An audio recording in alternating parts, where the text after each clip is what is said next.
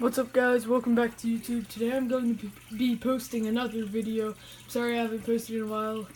I didn't really have anything interesting to post, and I just cleaned this aquarium, so it's, as you can see, the water's crystal clear up in there. Fish are very lively. But anyways, today I'm going to be showing you a few ideas for fish you can put in your 55-gallon aquarium. I know for some people a 55-gallon is a huge aquarium, especially just like when it's like your first tank that's bigger than like a 10-gallon or a 20-gallon. It's really like a big step up. But then for other people who have like huge aquariums, it might seem like a pretty small aquarium and you're not sure what to do with it. So I'm just going to be telling you some ideas for your 55-gallon aquarium that will definitely have lots of personality for some, or some like colorful. Just there will be something for everyone in this video. So we're gonna start off with something I have in this aquarium, and that would be green tiger barbs. You can see them coming in from the right. Now they're in the center of your screen.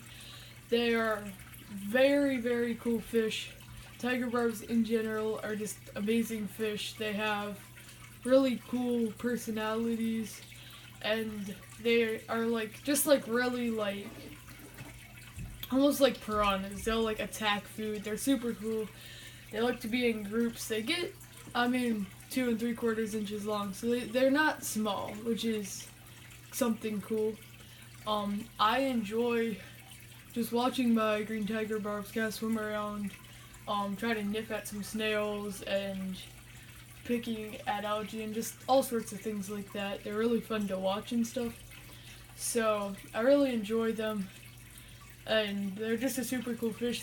They come in several different varieties: the green form, the normal form, albino, and then even glow forms. So you have lots of different varieties of them, and they're really a fun fish to keep, and they have cool colors. And especially when you feed them, they just look super cool. So that's the first option. The second option that I think would be really, really cool would be a puffer. You could do a Cardinal puffer, which is more commonly known as a spotted Congo puffer. And these puffers, they only get about 4 inches long. They're really expensive, like all up to $200. Which is really expensive, and they're just kind of an expensive fish to keep. But if you have some more money on hand and you really want like a really cool, personable pet, this is the one for you. They'll come up, recognize you as their owner. They'll come up when you go to feed them and stuff like that. It's just something cool to watch. You'll need to make sure to feed them foods that will trim down their teeth, because you don't want to make that bad for them. So need to be careful with that. But besides that, they're pretty easy to care for and super cool fish. You could also do a bunch of pea puffers, and that would also be a really cool idea. You could do probably up to 15 pea puffers. 10 would probably be a better idea. But you could do a lot of pea puffers in here, and those you actually don't need to trim down their teeth with like hard foods. So that's really nice, but they'll definitely love snails, and besides that, you really have to feed them live blackworms, bloodworms, things like that, frozen foods. They really never take up to dry foods. I've heard they like a few dry foods that mimic some frozen foods, but really they don't like anything much like that. So that's another idea for you. You could also do like a tank that doesn't really have any fish, but it would have shrimp and snails and things like that, and that would be cool. Probably not if this is like your first larger aquarium besides like a 10 or a 20, but definitely if it's like you're just like wanting something different, this would be a cool tank for you. You could do some cherry shrimp and Amano shrimp, things like that. And those, you could get a bunch of those, some blue velvet shrimp, things like that. But then you could also get like a big vampire shrimp or a few of those or something like that. You'll need to make sure to give them like lots of plants to like perch on and stuff like that, and need to make sure to feed them foods that they can eat, good shrimp foods, things like that. But really, they're pretty easy to care for, and they're super cool.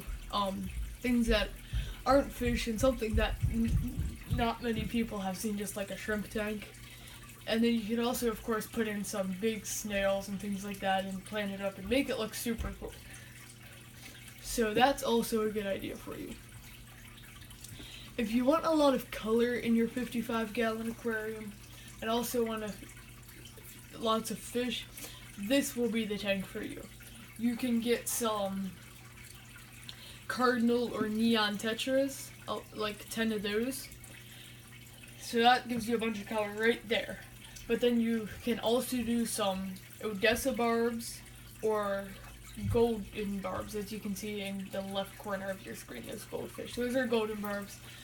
They're cool fish, and they have a cool gold color. So if you mix those with neon Tetras, and then maybe some platies or something like that, and then also do some loaches or plecos.